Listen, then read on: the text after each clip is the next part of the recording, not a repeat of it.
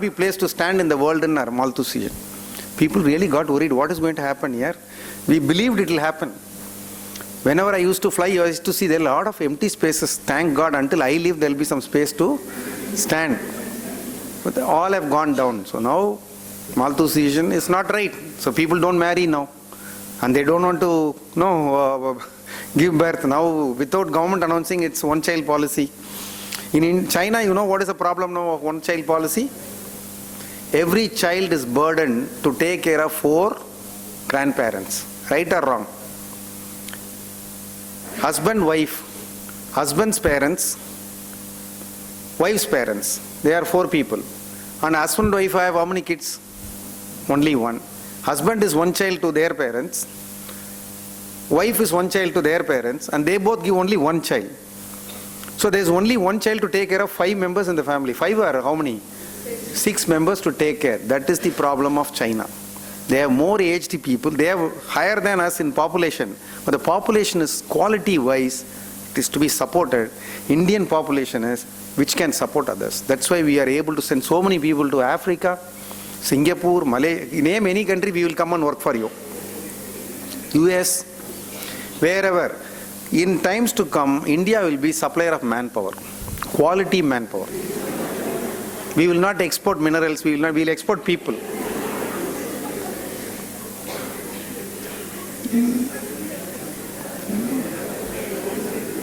You are all those export products here. We are only trusting we will export you people. So it's actually happening because in the world, the money that is sent by people to their home country is known as repatriation. The highest in the world is India. And mostly to Kerala and Andhra. A lot of people from Andhra have gone to US. A lot of people from Kerala have gone and they are serving in Gulf, especially nurse, etc. They are fantastic people. They are on demand at premium because of the kind of service they give. So therefore India is very strong. So we need not bother about several other things. As long as our population numbers are fine and we have started giving good education, good health schemes, so people have started thinking of their own, their confidence is very high. Indians are appreciated for their managing ambiguity. You see, if you call an American and ask him to drive, which is the most crowded road in Salem, he will go mad. He will stop the vehicle and say, how to drive here? He cannot drive, but we will do. All navigation is possible. We are capable of managing any problem because we live with problems. We create problems. We don't solve. We solve problem. Okay. So youth power is there in India. And McKinsey study says India is growing very fast in urbanization. Urbanization is economic growth. I don't deny that there are ill effects of fast growth in short time. We are losing social values. We don't have friends. We don't have trust. We are okay with doing wrong things to others. We are mindful of those are there. That's a problem which I don't approve and I am trying to address in my books and other talks. But economically, this will happen. Nobody can stop this will happen. This is also required. But you see some countries where they have economic growth and they are quality people. I have a walkmate who walks with me, a senior writer. He tells, in Canada, he visits his sons. They say, if a pedestrian or any person, old or young, at the crossing place or any other place, if they come near the vehicle will stop. Whatever speed it comes, it will stop and they say, you please go. Then the vehicle will proceed. They wish each other, they value people. What we miss is we don't value people. No, we value money. And it's not a surprise because for the first time, many generations are seeing money. So it will happen. We have to come through another generation for people to be calm with the money. It's difficult to be calm with the money. When money comes, people want to show off. So that's a problem. But we have to go through this process, inevitable. So we are going through. So India is a happening place. You can see a lot of foreigners want Indian assignments. Earlier they will not come. Now foreigners are there. You go to Bangalore, you will see how many foreigners are just in the road. In Chennai, where I live, I see a lot of Japanese. You see in Chennai, a lot of auto companies, Koreans. They all, if they have to do something, they have to be in India. This is the place where Nokia is there, where a lot of Ford, everybody is there. In IT, we are something to reckon with. So India is happening place. And on several counts, they say India is better than China because there is transparency. What the government will do tomorrow, they are able to predict. But where the government is very strong and they don't feel like explaining, they simply do something. So we also did once, we said all FDI should go. And then Coke and Pepsi closed. They are very, in the social respect, they are not very important companies. You can imagine some big important companies also will have to close. Then they will not come. They will think that India is not a place. So that is why reforms are coming. So this is foreign exchange reserves in US billion dollars. So how over a period it has been changing. You see in 9 it was high. In 10 it went down, probably because also of poor exports, fallout of 2008. Now it's again limping back. We are doing well in exports. Our foreign exchange reserves going up in US dollar. These are the numbers I took from Reserve Bank of India site. The total reserves, how much India has got in crores.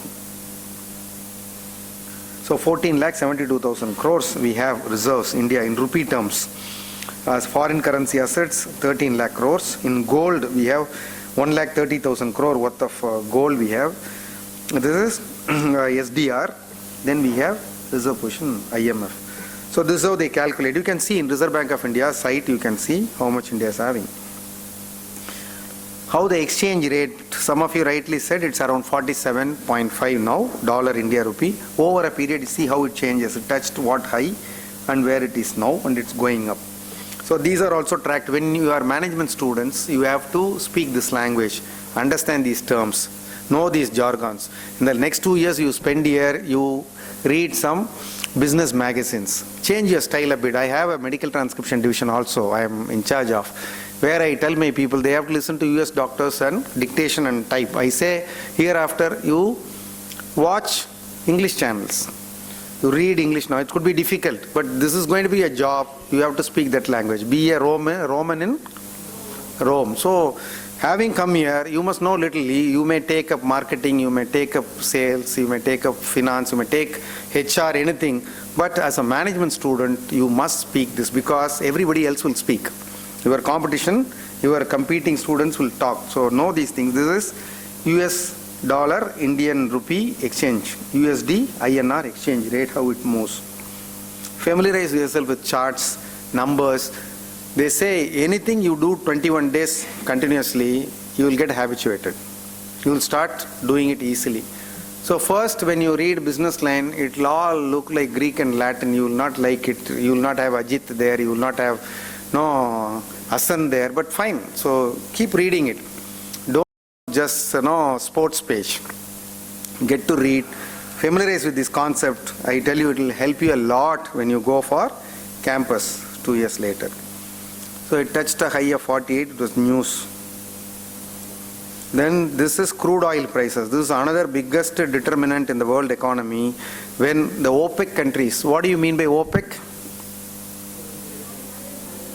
Okay, oil producing countries, they have a consortium, they have an association. They came together and said we want to raise the oil price, and then that was known as the oil shock in the world. When the oil shock was given, the real estate prices went up, inflation went up. So now oil is also closely watched. This is a chart. These are known as charts, candlestick charts. My book on that trading will explain about these charts. You can see if you have time. This is minute chart. Every minute the price moves. Whatever candlesticks are invented by Japanese to track their rice prices, predict the rice prices. Whatever 25 basis points, they will talk this language. What is 25 basis points?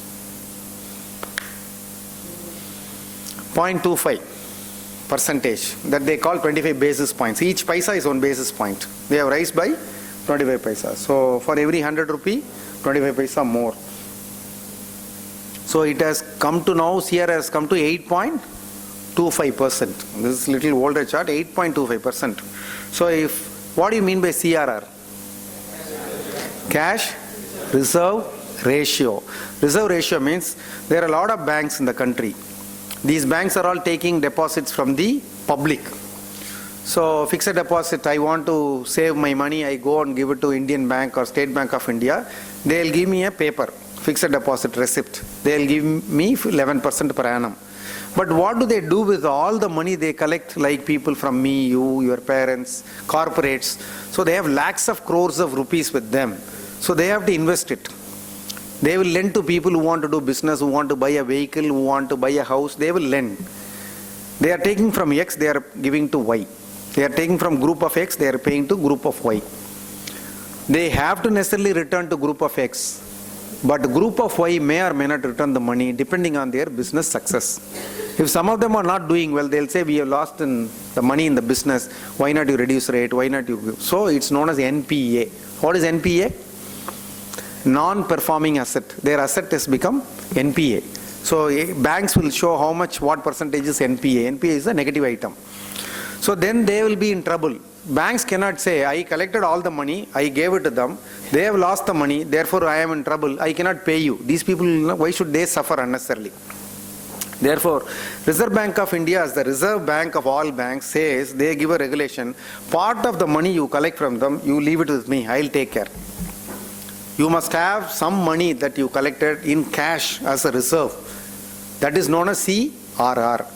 That was once 4%, 5%. Now with the economy, inflation going up, they want to reduce the money in the hands of banks which they will lend to these people. They will spend more and they will jack up the inflation. So government wants less money to be given to them. Therefore they say whatever money these people are giving, you hold some more, you hold some more. So cash reserve has gone to 8.25% of the entire money with the banks is held by Reserve Bank now as a reserve. That's what is CRR. Repo rate is the interest rate. So that's too much now for you. Let us leave it. This is India industrial production. The entire India, whatever is industrial production is happening, they are indexing. You know, index is something which will point out what's happening. So this is IIP. Let us skip. Again, another economic measure is per capita income. Total income in the country divided by total number of people is the simplest formula to explain it. In 2008, an average Indian per annum was earning 40,000 rupees per annum.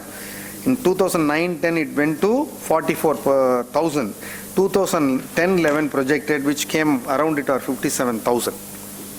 So average Indian is earning only 57,000 rupees per annum, means per month how much? Less than 5,000 rupees. 12 5s are 60. It's not even 60. So average Indian is earning 5,000, but by different standards, it's very good. So 5,000 rupees per month for everyone. If the bottom people get, it will be very good. But it's only an average number because lot of rich people's money is on paper divided and shown like this. You want to note down, you note down.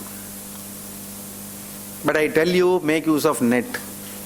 Net is having wealth of information, wealth of information. All of us are equally placed. You can give better information than me if you are net savvy and you have time. So India's saving rate, you can see the Japan, US and China. China is red, US is green and Japan is the other one.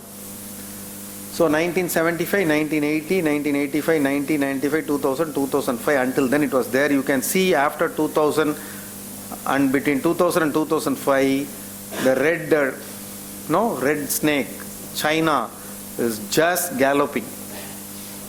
They save so much. India also saves, it's second highest. India's industrial production we saw earlier. India's GDP growth rate over a period, you can see 2007 9.6, 2008 9.7, the peak we had. We never touched 10. We were about to touch 10. We said we will cross. That time US recession hit. So 8.5, 7.8, 7.5, 6.1, 5.8. Again the recession is over. 6.3, 8.6. So it's going like this. So currently above is 7, under 8. So it's keep varying month on month. India exports, on the other hand, are continuously growing like we appreciated earlier. Exports continue. Government of India also supports in many ways by giving subsidy and fiscal measures. India GDP annual growth rate. Seen. India government debt to GDP. What was when we saw on the last slide? To GDP, what is the percentage? India's debt? Above 70, isn't it? 74 around it. You can see. Now it's again climbing back from under 70 to 74. At one point it was above 80, close to 81, sometime in 2004-5. Debt. Debt is not all that wrong. Why? Debt is not all that wrong. How can we justify it?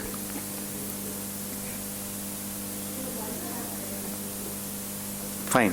You will also have credit is one good answer. Net of it you have to see. The other is for what purpose is debt? Suppose some parents are borrowing for child's education. They have a debt more than their income. That's wrong or right? Wrong. That's right. Because they are investing. You can borrow for investment. You cannot borrow, should not borrow for expense. You see, if you borrow for investment, it's fine. After all, your child is going to earn tomorrow and you are going to repay the debt. You are only spending usefully. There are people who will take loan and buy 2 cars, 3 cars. It's an expense. They are not going to earn. If they are buying it for renting out on rent, it's fine. So India's debt we should see. Suppose India is borrowing a lot of money for capital expenditure, creating more airports, more roads, more dams, welcome. More irrigation, welcome, because all this will generate into cash tomorrow. Suppose India is borrowing a lot and just subsidizing and saying that you drink, you eat, you use all this free, nobody is going to repay. So it's all expense. So you should not borrow for expense. You should borrow for investment. Investment is fine. So we don't know the quality of the debt and the expense, but broadly, snapshot, it shows it's very close to annual GDP, which is not good. Then India inflation rate we saw. Interest rate. Interest rate and CRR are connected, right or wrong? They are connected. You see, when interest rate goes up, everybody in the country will be unhappy, right or wrong? It's wrong. It's not right. When interest rate goes up, people who borrow will be unhappy. Who will be happy? Who deposit will be happy, no? People who deposit, they'll get more interest. Who borrow will have to pay more interest. You see now retired people who have a lot of bank deposits are getting higher percentage. So they'll be happy. They'll say that earlier, 2 years back, I was getting only 8% interest for my money I deposited. Now I am getting 11%. So they are very happy. People who borrow for expense, they are in trouble. So that is why government cannot play it so easily, because if they pull here, that place will be shorter. If they pull there, this place will be shorter. They have to manage both the ends, depending on who needs more, who deserves more. India's population, which you all already appreciated. Stock market index. What are the 2 major indexes in our country? BSE is not index. BSE is exchange. So there are 2 major exchanges. One is Bombay Stock Exchange, the oldest in Asia. Second is National Stock Exchange. So, of this, which one is government? That's what we all believe, which is wrong. It's a wrong notion. Because the word national is there, we tend to believe both exchanges are consortium of brokers. Brokers come together and they make an exchange. So Bombay Stock Exchange is a set of brokers. National Stock Exchange, of course, there are some financial institutions involved, but nothing is completely government. They are all owned by set up like our, what is the recent controversy about something not owned by government, which we thought was government? BCCCI, cricket control. We all thought, no, it's a government of India, and they said, no, it's a private organization. Unlike which sports? Unlike hockey. Hockey is all governed by government, but this BCCI is all private. But they have been representing the country. So this is India's stock market index. This is Sensex. Charts on historic RBI interest rates as low as 6% to 8%. Now, from yesterday, 8.25%. You see graph of Indian interest rate RBI long-term graph, 2006 to 11. What are your observations on this chart? Some observations, I said you must see something beyond the obvious. Make a meaning out of charts.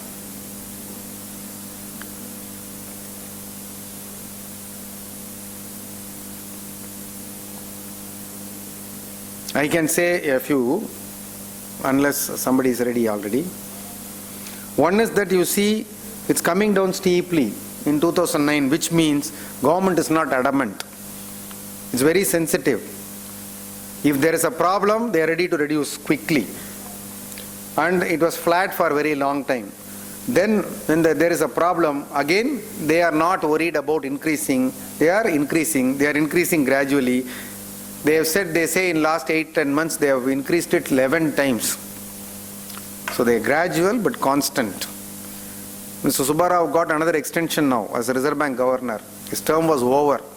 He was only increasing. So there may be different opinions, but government has endorsed all his actions by signaling that he has done well, and they say you continue some more time. He is, after renewal, he is further increasing because he wants to reduce the people, cash in the hands of people.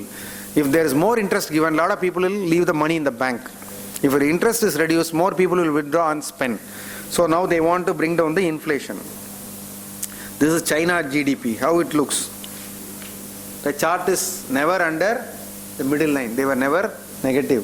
11.4, 11.5, 10.6, 10.4, 13, 12.5. See what a rosy, fantastic growth rate they are having since when? So 10%, 9%, 6.8. They also got affected because more exports to US and Europe. In 2009 they got affected. Then they are climbing back quickly. 7.9, 9.1, 10.7. 11.9. They say when it goes to 12% and all, they say the economy is overheated. Then only the Reserve Bank Governor comes and increases the interest rate. So people seem to have a lot of money. That is why several things are happening. Let us increase the interest rate, pull the money back to out of circulation to the bank. Now to stock markets. Very quickly we will see. So stock market. So the market, Mr. Srinivasan told me the heading is markets, but markets per se is not just one. There are a lot of markets, but we generally feel market is stock market. But what are the different markets? Stock market, commodities market, currencies market, debt market, and bullion. What do you mean by bullion? Gold and silver, part of commodities, but still they are worth mentioning separately because their size is so big. Which one you think will be a big trade in the world? Stock. So they say out of mind, out of sight, out of mind. So whatever is visible in front, we think that is the biggest thing. Actually, stock market is not so big compared to debt market. Debt papers are so huge in the world because very rich people don't play in stock market. Only ordinary people play in the stock market. What's the catchword here? Play. It's not a place to play, but all of us want to play. In the game you can both win and lose. So that's what stock market is all about. So people majorly think market means stock market. There's commodity market which is very huge again. What are some of the major commodities that are traded worldwide? Crude oil, metals, corn. Corn is a very big commodity item. Rubber, cardamom, pepper. Your Erode is a big center. Erode, lot of online trading happens on commodities, and then Kerala, pepper and all. All over India also now we have opened up commodities trade, which is a very big business which is happening on online. Currencies market. In India you can buy Indian US dollar. Can you buy? How much you can buy? In lots of thousand. In lots of thousand, you have nothing to export or to import. But you think dollar will further from 48 go to 49, you can buy $1,000 today. If you think, I am not recommending. If you think you buy, and it goes up to 49, you can just by a phone call say, sell my $1,000. They'll sell it. For $1,000, 1 rupee difference, they'll give you 1,000 rupees and they'll take small commission. Suppose you think 48 is too much. Some people are jacking up. I am confident it will come down to 44 without having any dollar. You can sell the dollar in the market at current price of 47.50. You don't have dollar, you can sell. And you have to wait for 1 month, 2 months or 3 months depending on what contract you entered into. Once it come to 45, you can say, okay, whatever I sold earlier, you buy back now. They will buy back, they will give you the difference of 2.5 rupees for every dollar for one lot of 1,000. If you had bought 100,000 lots, which you will get so much of difference. This is what is online trading is about, which lot of people have jumped in. They don't know anything about US, about dollar, about anything, but they know when it will move up, when it will go down. Just looking at the charts, most of the time they are right. People who actually want to use dollar, they are looking from sidelines outside. What's happening here? I am affected. People who have nothing to do with dollar are making money and big trade. So dollar trade or commodity or all these things are universal products. US dollar I can buy here, US people will buy, Singapore people will buy. It's a universal product. Suppose Tata Steel, unless listed in some other exchange, people will not buy or sell. These are universal products. Gold, everywhere people buy, sell. So there is no rest. All the 24 hours, if you look at the net, some stock exchange or other, it's getting traded. Debt market, bullion. Capital market, other names, you call it stock market or share market or capital market, it all means the same. We have two exchanges, NSE, BSE. NASDAQ, where is it? US, it's a technology exchange. Dow Jones. So shares is one of the asset classes. There are commodities, gold, etc. Then cycles, boom and depression, too much now. Product life cycle market, drivers, liquidity and sentiment. Let us skip this. This is what yesterday when I concluded this presentation, the market was over. So Nifty was at what number? 5084. Sensex 16,933. What if you are asked to read the chart which is above on the left hand side, so what will you say about this chart? Is it not clear? How will you, in one sentence, if you want to summarize this chart, what happened in stock market yesterday? What will you say?